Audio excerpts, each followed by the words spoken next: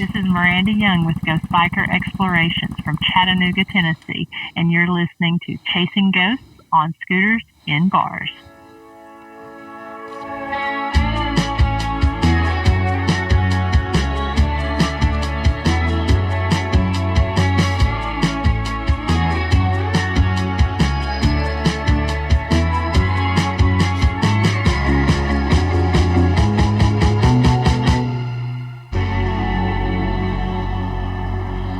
Chasing Ghosts on Scooters, not in bars. Damn it. The podcast that blends the modern scooter lifestyle with a twist of the paranormal over a cool cocktail.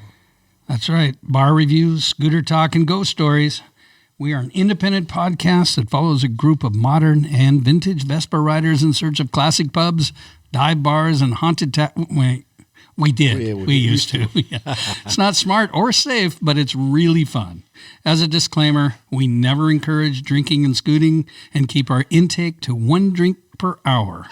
And then we wash. And then we sanitize. And then we wish our eyes didn't itch. Why can't I smell anymore? Just for the record, I hate that fucking disclaimer. Okay, welcome to episode 35. Lock down and listen up. Our nod toward the COVID-19 outbreak with some scooter talk and the lack of open bars, but Lizard has a drink. There you go. And this is also our first time of a two-parter. This is part 1. And a little later... What do you mean by two-parter? We're going to have a two-part series here. We're doing part a mini-series now? Part 2. Well, it's not really. It's not even a mini. You know it's what? a micro. It's a micro series. You know what? At our age, that's really dangerous. So a little later, we're talking to Miranda Young, who opened for us. She's the host, star, and producer of Ghost Biker Explorations in Chattanooga, Tennessee, about her paranormal and ghost hunting adventures on her Harley. Can't wait. Her web series and anything else that comes up should be fun. There you go. So 3 of us are in the garage today, 6 feet away, per the CDC guidelines, is the Lizard and Coach Mark. We'll be doing a call-in for Pendominono, and he has a cold, he says. A sniffle. It's just allergy season. Yeah, fuck that. How's the COVID there, Keith? Well, you've heard the term phoning it in. I'm really phoning this one in. Nice. And we also have Chong. We got Chong on the call. What's he have to say? What's going on there, Bobby Chong? Sitting in downstairs watching a movie. Oh, really? Wait. Bobby Chong, what city in China are you from? A survivor. I am now immune. Yeah. Nice work. Hey, they finally let you out. Hey, Coach Mark. Yeah. It's a big day. You're turning 50. Soon. I'm clinging on to 49. You're less than 12 hours away. Yeah. You're going to be. Yeah, that's big time. That's the big thing. It's not pretty. Well, there's no more young people on our ride. It's just middle-aged and old. Well, we're down to 2 categories. Yeah. You know what, Coach? I'm going to say this from the bottom of my heart. You are the best grip I've ever worked with. Well, don't you guys sleep together? I think he does grip you. So how's school going? Oh, beautiful. It's July, isn't it? It is for you, apparently. So, Lizard, you have an essential business. Well, we do have an essential business that is open for business, but it's a weeknight or weekday, and here I am working on the podcast. Yeah, so there's not much going on. It's not super essential to everybody else, but it is to apparently. You. So I'm going to probably be hitting our listeners up for a little extra here, just because. Come buy some hardware. Yeah. You know, something. So we brought up hardware and grip in the same conversation. Hey, Chong, are you working? Well, I didn't go in today, but our company is essential. We take street stores, like thousands of them in California, Oregon, and Washington. So what he said were grocery stores. We're doing the refrigeration repair service stuff. All right. Well, thank you for your service. You bet. And apparently, Keith, if you're at work, Pendominono, it's an essential wood supply job. Evidently, we are essential, though I am not in the office. But I think that makes me non-essential. They took a measure and sent me home. So that's just the way it is. It must have been the cough and the sniveling you've been doing. Well, whatever you're doing, when you're climbing the walls in lockdown, Here is when we say scooter riding is a solitary activity. It's freedom. It allows you to reflect and get into a Zen-like trance. It's when you ask yourself, who am I? And ask again, who am I? You must still be meditating. It's a way to find your bliss, Mark. Or as our friend at Scooter and the Sticks recently said in his blog, riding can wash away the darkness and leave me standing in the sunlight, upright, calm, and with a renewed perspective on the day. Good job, Steve. Wow. So things are crazy out there, but for many, the outbreak will have two completely different experiences. Those who let it take them down and hide, and those that realize that with big change comes big opportunity. I thought those who survive and those who didn't. Wait a minute. Are we in therapy right now? You are. So be the latter person. Ride more, worry less, wash your hands, and sometimes, and something I thought I'd never ever say, stay out of the bars. Oh, jeez. No, we don't have a choice. Yeah, they took care of that for us.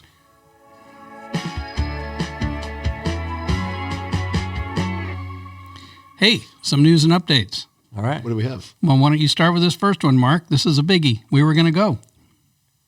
Things are getting crazy out there? Yeah. No, in Portland, the Spring Scoot has been canceled.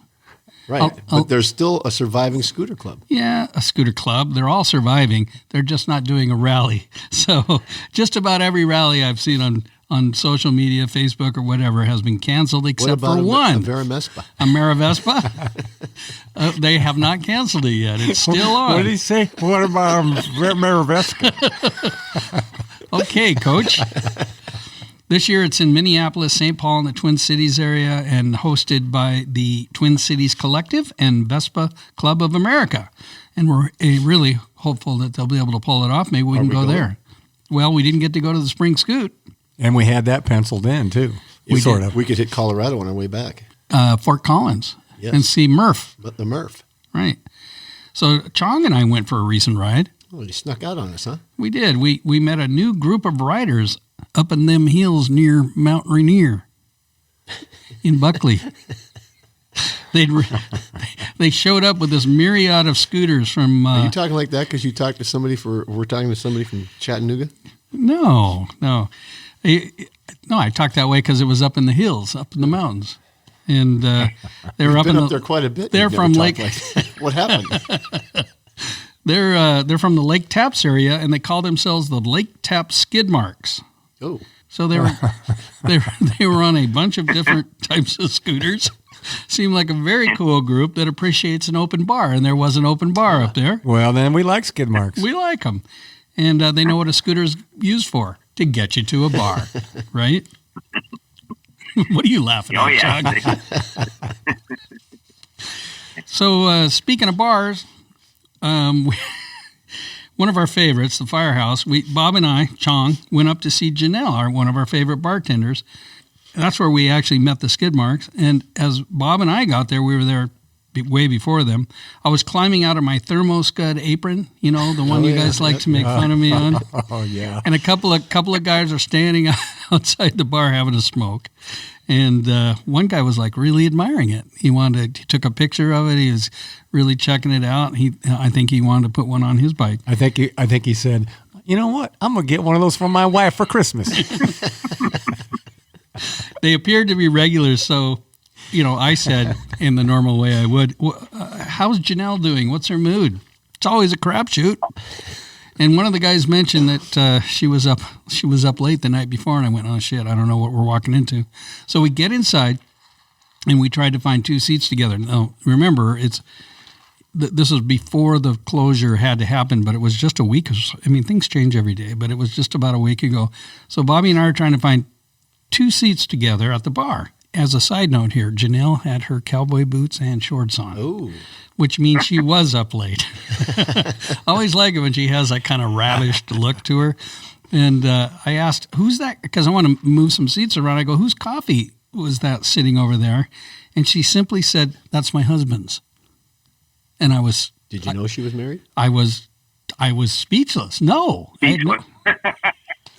And I said, I go, she's always been single, or at least I assume so. She said, yeah, I actually snuck down to Las Vegas and got married in November. Wow. And I went, well, that kind of breaks my heart. She said, well, you had your chance, which is a lie, So shit. So anyway, to make matters worse, the guys outside that I said, it's always a crapshoot when we walk in here. Yeah. That was the guy. That was her. One of them was her new husband. Oh, karma's a bitch. She broke my heart. Oh, my God. Anyway, here we go. On a more serious note, and I'd like to, and I mean this, Andrew Hansen, who is the owner and unique charmer of Tacoma Ghost Tours, has passed away, and we've all been on that tour. We really liked him. He's been a guest here on our podcast. I also did a ghost hunt with him, which was a blast. So, in fact, my latest, and I've had several, paranormal experience was with him, where we were doing an interview at Brandy's Attic in Tacoma, and while we're talking together, completely private, he and I, we picked up an EVP during our interview, and out of respect for his love of everything historical and paranormal, I'm going to play that now. So, as we're talking, if you want to listen to this, a voice simply chimes in the middle of it and says, hi. So, here it is. She wasn't allowed to, but she took us down into the basement of the structure. I don't have pictures of it on me. Our condolences to his family, his dad, who is his partner at Tacoma Ghost Tours. So sorry. Yeah, he ran a good show. He did.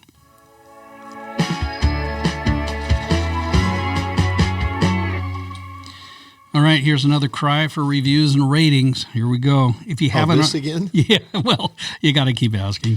If you haven't, please leave us a rating and review on Apple Podcasts or Spotify or Facebook or Google or Himalaya or any place you listen that accepts reviews and ratings.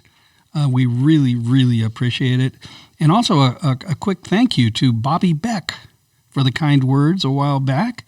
Bobby, if you DM me your address there in the UK, we will get you a collectible sticker or two. They are collectible. Oh, and Miles in Time. Collecting dust. Miles in Time, you were the first. You were one of the very first ones. Thank you. Feels like you and the guy should do another one, though. So there you go. What, do we have new updates, new people, new information, new listeners? Yeah, we do. And actually, I want to thank our new listeners in Serbia, Hungary, and Romania. We're getting big in the Eastern European Eastern bloc, market, but it does make me hungry for root vegetables. That's communist talk right there. Yeah. So That's cool.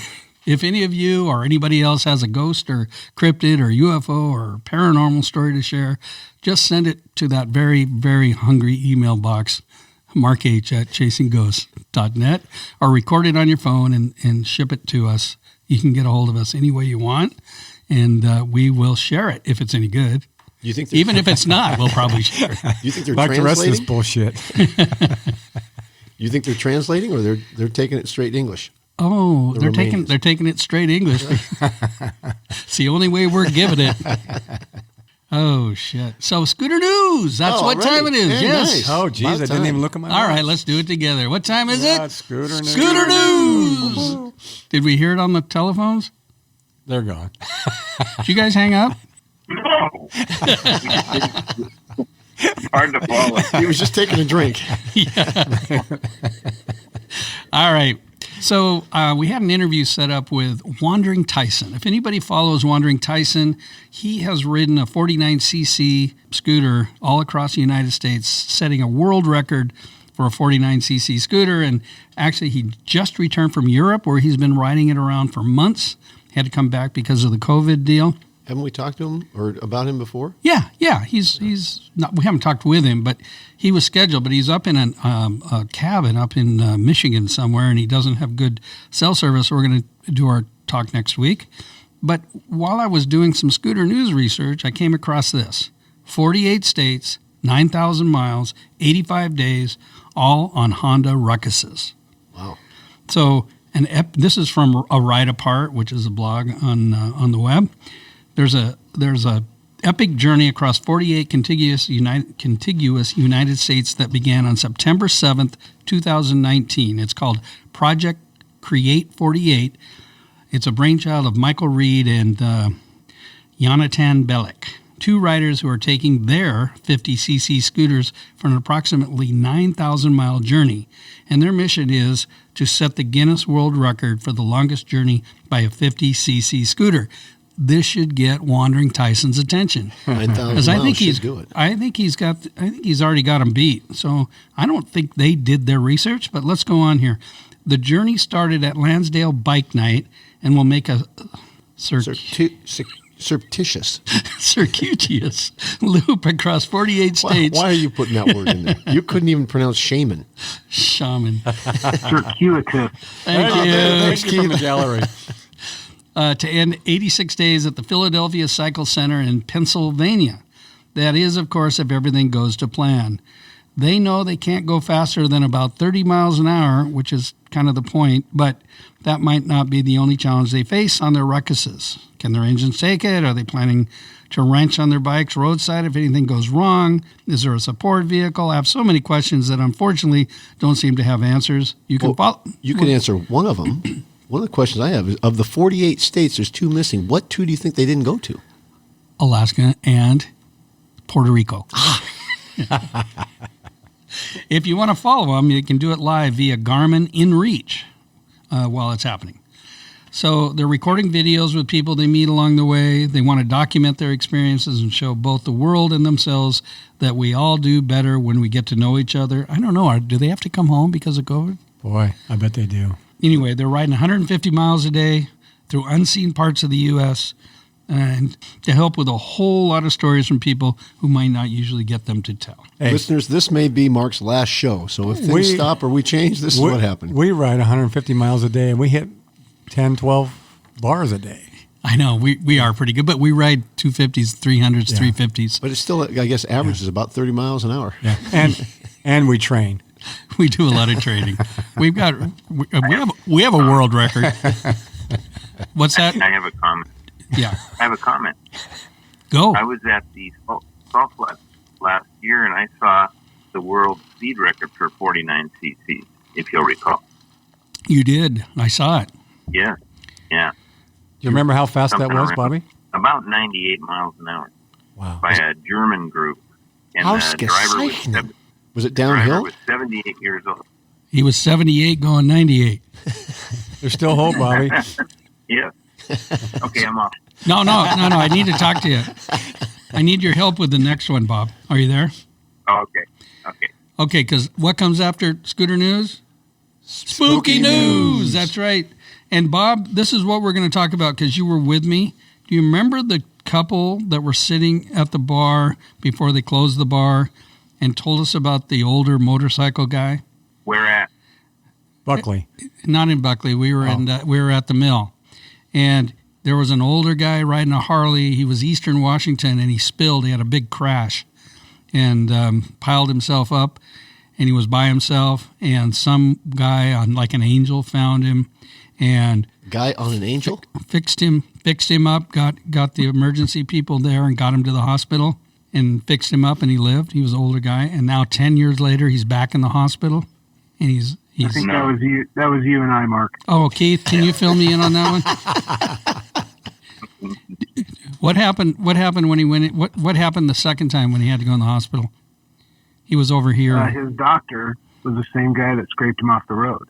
Yeah, but did he get in another crash or was he just sick? No, wasn't it an infection or something? Something else happened. But I don't recall. The doctor saved. It was a wreck. The doctor saved his life 2 different times, and it was the same guy in 2 different parts of the state. Was it that Michael Landon? With an overcoat. So, thank you, Keith. I get you and Chong mixed up. You're both on the phone. It's the hair. All right, Phyllis. So, yeah, pretty wild. That's a little eerie. It is. I mean, the same guy finds you in Eastern Washington, scrapes you off the sidewalk. 10 years later, you're in your 80s, you get sick, and the same doctor is that sounds like taking care of you. An episode of Paul Harvey from back in the day. Right. And now you know the rest of the story. That's exactly right. So that was my Your spooky news. My spooky news. That will work. Yeah. So, hey, this is the part I'm pretty excited about, mostly excited about. Well, that and the cocktail in front of me, is our featured interview today with Miranda Young, a fearless paranormal investigator and producer-host of Ghost Biker Explorations. It's a web series that's in their 2nd season, maybe starting their 3rd or recording for their 3rd. And we were drawn to her for obvious reasons, ghosts and motorbikes, and we're throwing this part in, bars. But yeah, she cut her teeth investigating haunted bars. So she's fun, she's articulate, and she's had creepy experiences that you can find everywhere, including Facebook, her YouTube channel and website. Just search Ghost Biker Explorations, and she comes up, and she's a writer, and she's a chaser of ghosts. I'm excited. We're really excited to Can't you tell? talk about that. So How come we don't have a YouTube channel? we do, A YouTube channel? but it's just audio, but it's a YouTube channel. Black screen? Yeah, find us on youtube.com. I dare you. Okay, enough of that. Here's part one of our interview with Miranda, and we'll go from there. So, hey, I'm with Miranda Young, who is the host, star, producer, writer of Ghost Biker Explorations. Is that correct? That's correct. And you are out of near Chattanooga, Tennessee, which I've been through the locks there on a boat. Yes, very beautiful area. It really, really is. In fact, I also lived in Knoxville, Tennessee back in the day during the World's Fair in 1982. You know, I actually have some memorabilia from there, and went as a child to the World's Fair. Well, if you have the guidebook, I ran a little crew of people that were selling the guidebook at all the gates. So, Oh, very cool. yeah. I have a lot of fond memories about Knoxville, and Knoxville's a great place. including living in a haunted house while I was there. But that's a whole nother story, and we're here to really talk about you, and the fact that you have a really cool web series on YouTube and elsewhere on your website. You're very present on social media, and you're really present out in the field doing all kinds of stuff. You're a ghost hunter, paranormal investigator, and web series host, correct? Correct. And the unique thing that drew me to you, besides all that, was that you ride your motorcycle to these ghost hunts and investigations. I do. You know, to me, it's just so awesome to be able to combine those two passions of being able to be a ghost hunter and then also be able to ride my motorcycle to those places. It really, for me, it really kind of helps me, you know, get centered and get ready for the actual investigation. I have that time to kind of process through and you know, kind of get together what I'm going to do on the investigations. I just can't think of any better way to do it. Well, you have a good-looking bike. Why don't you tell us what you ride? Thanks. Yeah, I ride a 883 Harley Davidson Iron Sportster, and it was my second bike, my first brand new bike, and I fell in love with just the style of it. I've always loved the Sportster ever since I was a child, and wanted to get one of those. And when I found this one, it's all blacked out, matte black with the black engine, and everything's just dark on it. It's the dark series, and so I just fell in love with it when I saw it. They call that being murdered out, I believe. That's right. My bike is very similar, though it's a little different style. How do you feel about scooter riders, Miranda? Hey, I like it the way I see it. As long as you're out on two wheels and having a good time and loving what you do, I don't care what anybody's on. Well, I think that's a really good attitude. Sometimes we get a little bit of a funny look, but most of the people say, you know, I had one of those at one point, or I'm gonna have one in the future. So I think they're great. You know, especially you know, in some of the I know some of them are pretty large in size. You know, I know I had ridden one several times down in Florida on some of those little tight streets that, you know, you couldn't get cars and stuff in. I mean, they're the way to go. Well, they're one of the ways to go, and they're a great way to go to a bar, which is what we do, Yes. and especially haunted bars. So we have a very similar passion, Miranda. And Yes. and once again, there's not a lot of us that are that are out there on motorcycles and scooters getting into the paranormal and haunted things. So I'm just thrilled to have you with us today. I do have some questions for you, but go ahead. No, I was going to say I was honored whenever you reached out to me, and I thought it was so cool to find others that's doing what I'm doing, because you're correct. There's not a whole lot out there, and it's just really cool to sit down and spend some time talking and sharing stories with other like-minded folks that are into the same things. Yeah, and I have to say that you, I've watched several of your web series pieces, including the live Facebook presentation at is it called the Sunset House? Yes, the Sunset Hill House. Sunset Hill House, man. You are fearless. Well, I look at it like, I'm going to find that. And, when you're actually going and out seeking the paranormal, you shouldn't be surprised when you find it. A lot of people will get kind of nervous or scared whenever, they go and things start happening, but, that's what we're there for. And, I actually, that live that you're speaking about, particularly that one, that place, it's probably the most active location that I've ever been to, and especially the most active when it comes to a live, because most of the time when you turn the recorders and the video cameras and everything on, it's kind of hard to get them to interact, because sometimes it's like they know. But at that house in particular, it was really showing off, and it seemed like the spirits in that location really wanted to be shown and really wanted to be acknowledged. So that's probably, when it comes to the different locations, that's probably actually the most active and probably the most nervous I've ever been at a location. Where is that house?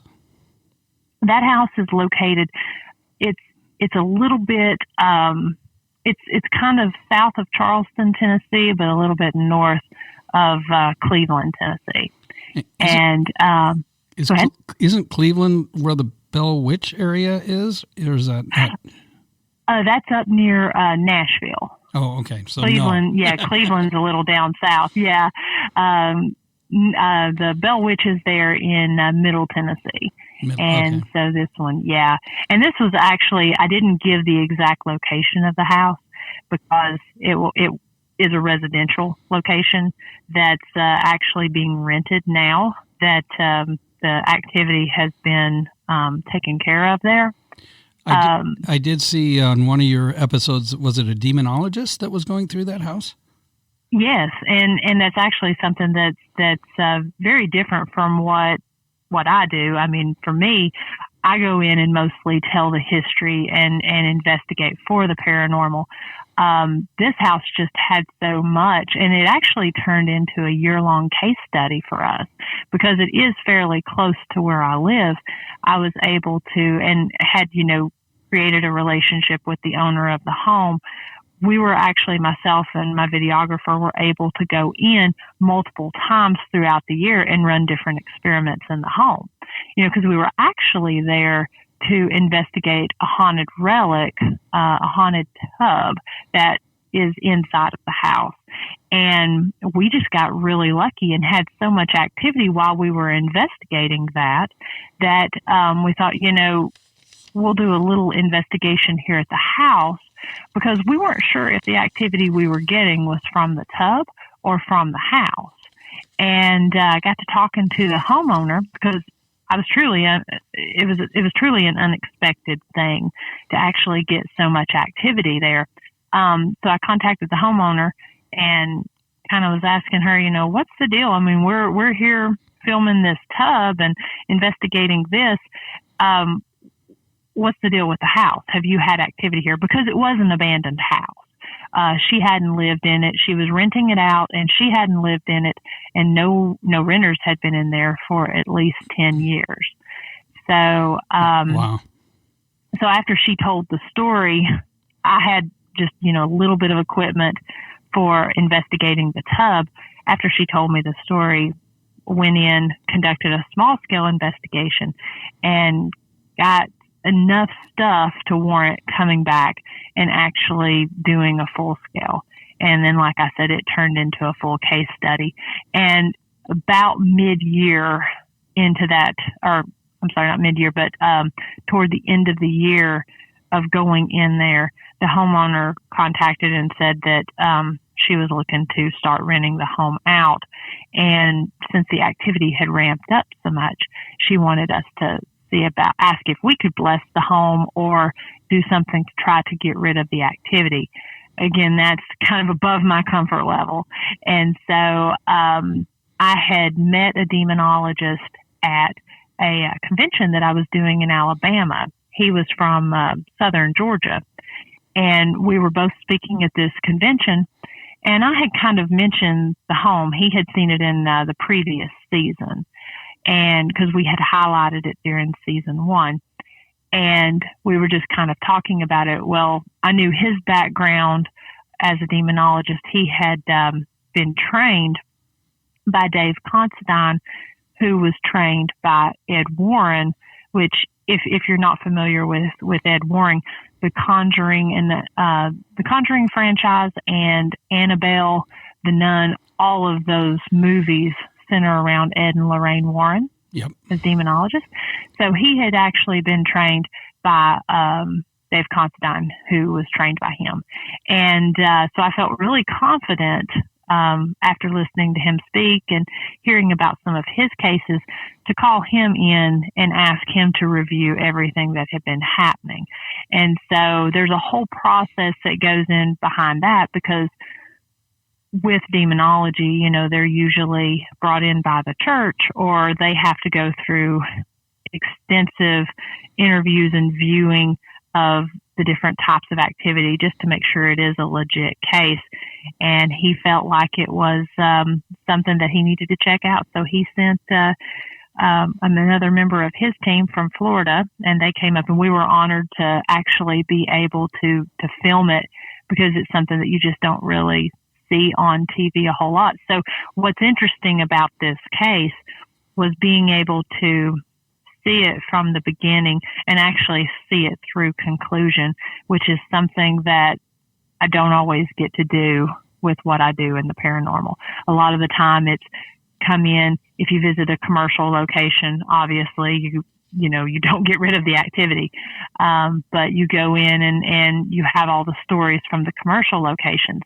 Or the residential, you go in, or for me, I'm usually going in and trying to either debunk or just give people evidence to support some of the claims that they've been experiencing, either by checking, wiring, or checking for drafts, certain ways to debunk it, or just kind of giving them the comfort of, you're not crazy, something is going on.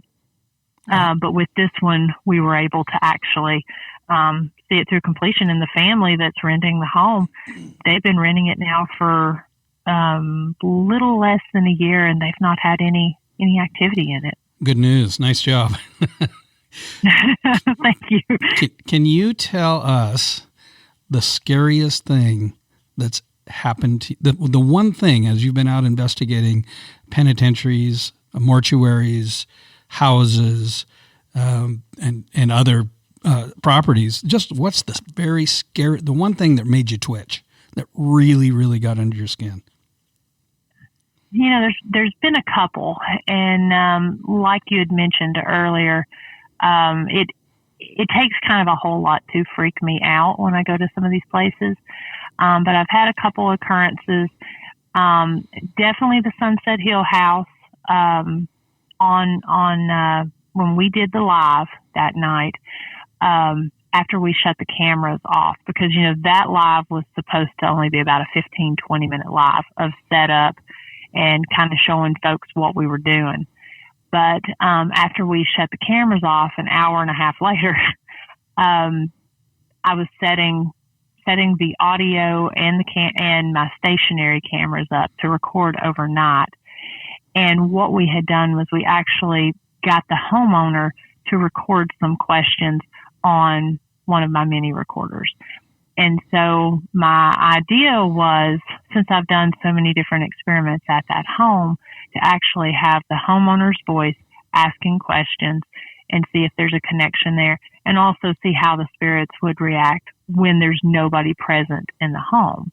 And we left a bunch of tools for them to manipulate and put them in front of the cameras. And we left it going for about 12 hours.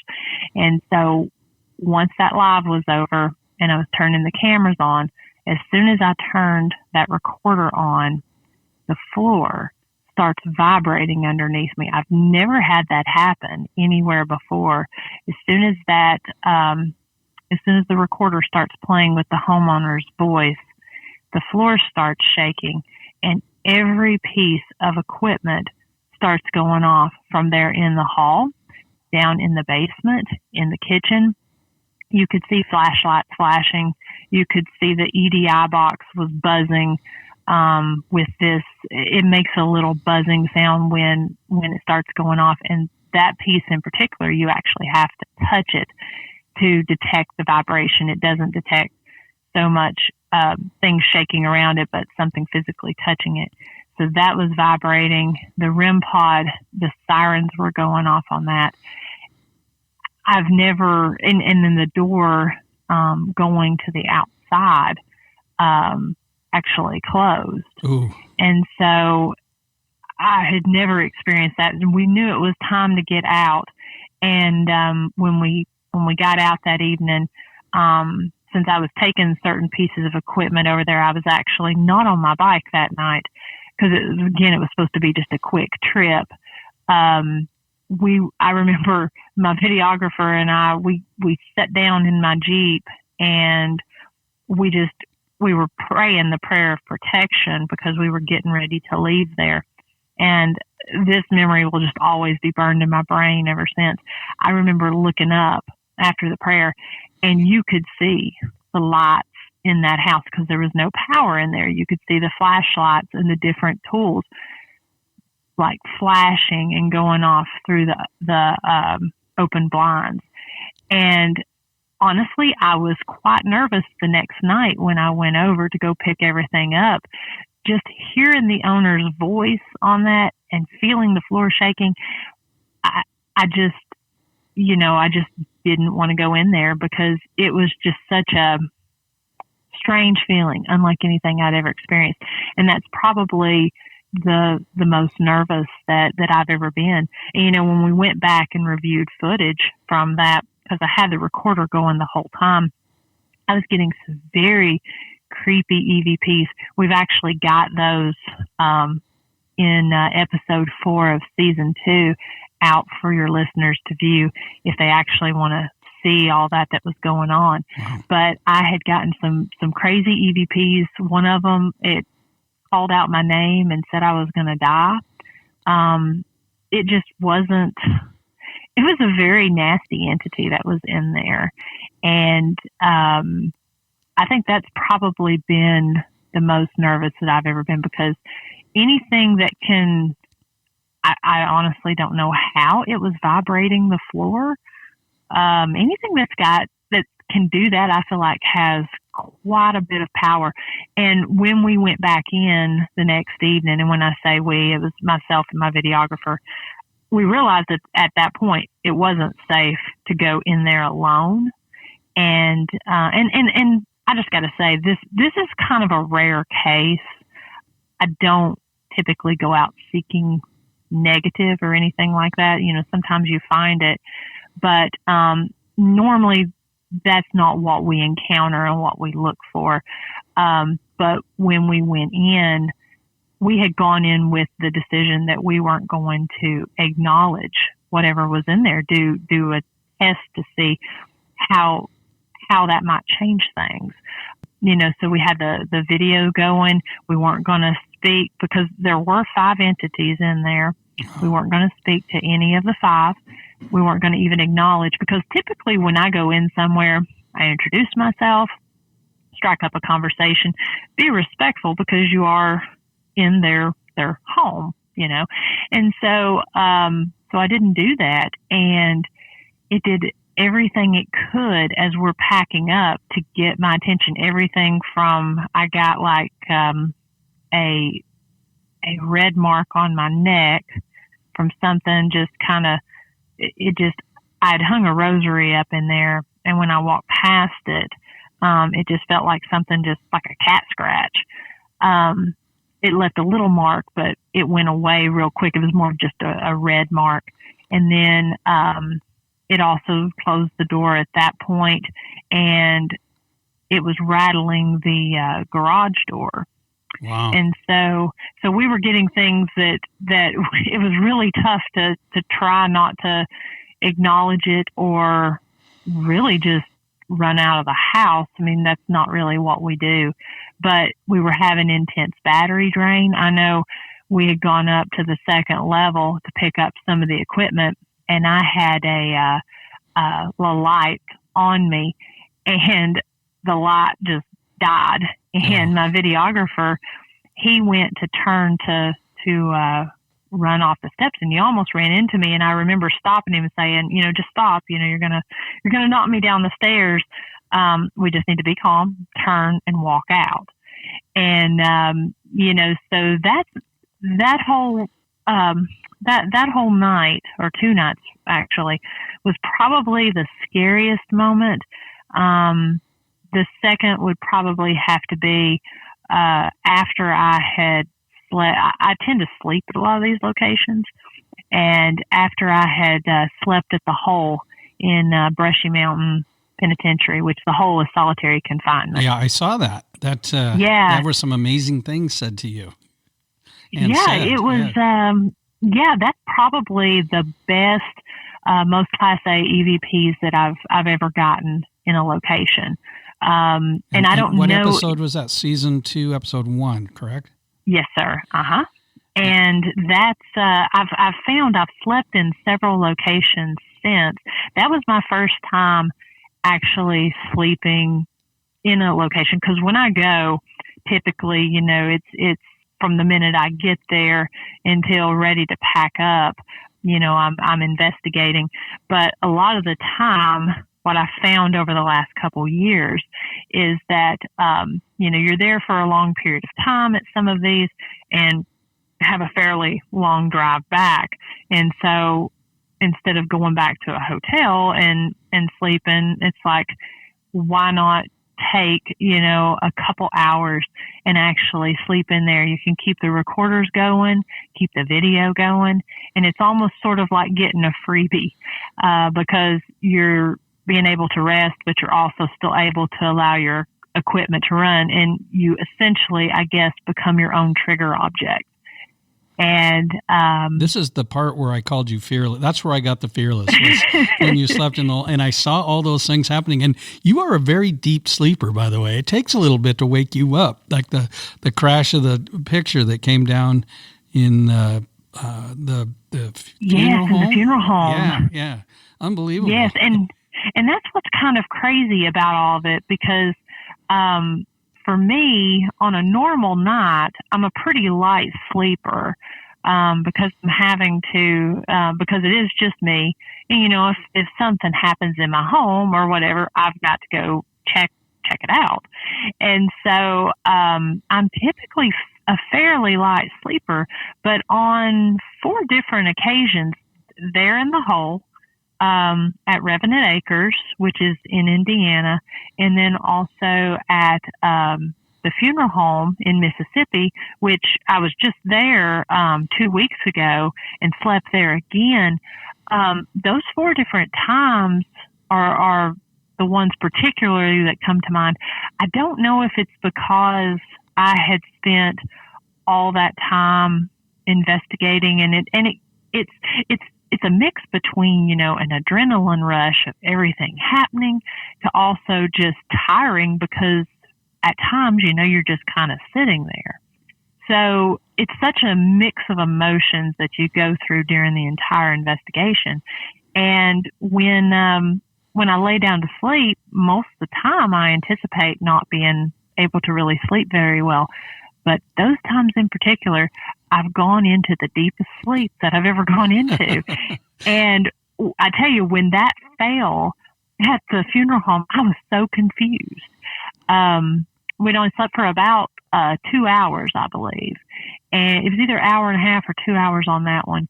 And when that crashed, I was kind of talking out of my head. I think I was, by the way it sounded, to me it sounded like an echo. And so I was trying to ask my videographer did you echo? And it was really hard to formulate a complete sentence and really realize what had happened. But I really do. And, I tend to look at it that, for me, because it does take a lot to freak me out in these locations, I sort of feel like when I do sleep, it really puts me for myself in one of my most vulnerable positions. And I think sometimes that's why things will happen, just because either, I guess, they're just messing with you or they know your guard's down. And, you definitely put really yourself strange out there. I mean, and I think that anybody listening, whether you are a lot of scooter riders listen to this, check this out, because on YouTube or on her website, ghostbikerexplorations.com, there is some great stuff in it, and some of it's really, really scary. There was part one of our talk with Miranda, my talk, frankly. Great talk. Yeah, and that's one of my problems. This is the best interview almost and the worst interview, because you told us before, don't talk, don't ask questions. I'm handling this one. Why would you be so arrogant? Yeah, you were invited to come over and be part of that. She sounded like Alexander Haig. You know what I'm thinking? We probably need to learn that protection prayer. Yeah. No disrespect. Well, that was just part one. There's more to come. We're going to talk about her bar ghosts investigations and some things that have followed her from investigations. And so I just thought it might be fun to break this into two pieces and talk to her again on our next go round. And she did a marvelous job. Yeah, she sounds fun. Very authentic. Actual real stuff that sounds like happened to her. Yeah, well, if you watch It's the like videos, the girl it's with pretty good. the shard glass in her finger. Right. Those are my two, not that I'm a believer, but those are my two closest ones. Right. So there you go. Hey, Chong, Thanks, Miranda. were you able to hear that? I heard the whole thing, Mark. That is so cool. Our technology, this is a big deal because we're learning new things forced on by the COVID. That's looking at the bright side. I love it. It is the bright side. All right.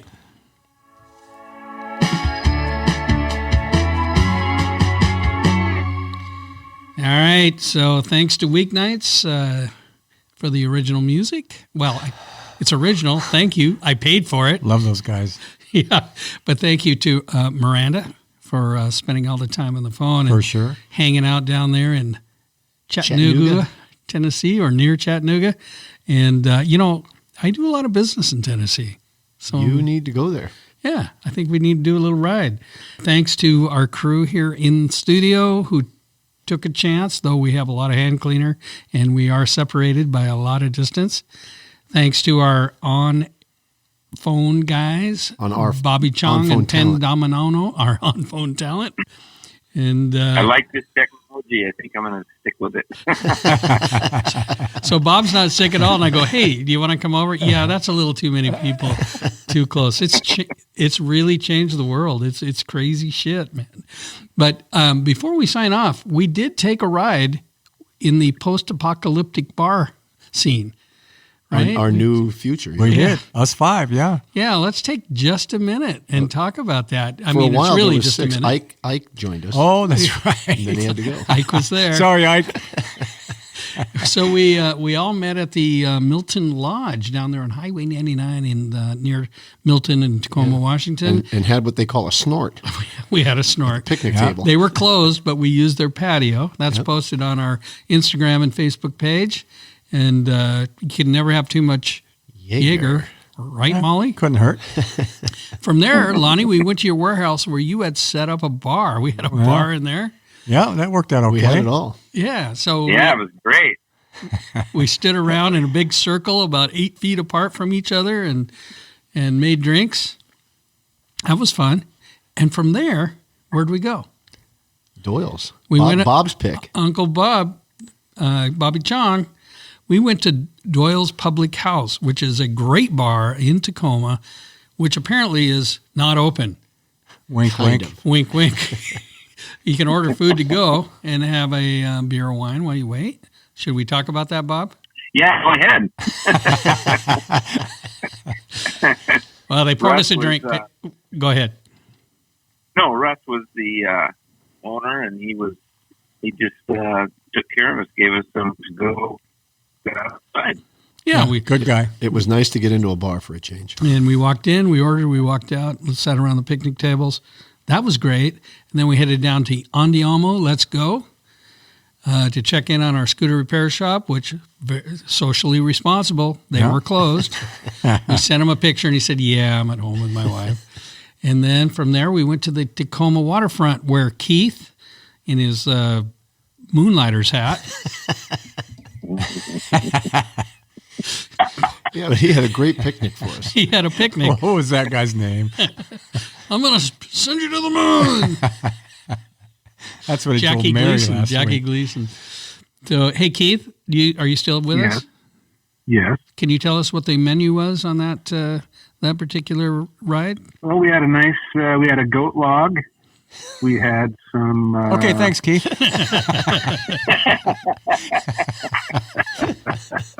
Said he knew Lonnie. Some French bread, some brie, and some Gouda. Yeah. And some And some Chianti, a nice Chianti. We did have and a nice- dagger. You had some meat too. It was very nice. Yeah, it was nice. And you look so happy, and you had a cold. So I'm all better now. okay. We're hoping you're hoping it was a cold. He's looking for a respirator. All right. But you know what, fellas? We got some making up to do when this thing is over. Yeah, we For all sure. do. And we're all thinking of everybody out there listening to this. We used all kinds of new technology, which is very exciting. And anyway, thanks again to everybody that listens, everybody that's involved, and to all the bars and servers, bartenders, and people out there. Let's take care of them, get food to go, over tip, and We will be back. and we'll come in there and we'll undertip maybe a little because we mentioned, no, we're kidding. But until then, Ride, baby, ride. right, head on a swivel, keep the rubber side down, ride solo, ride away from everybody. Everybody stay healthy. Here we go.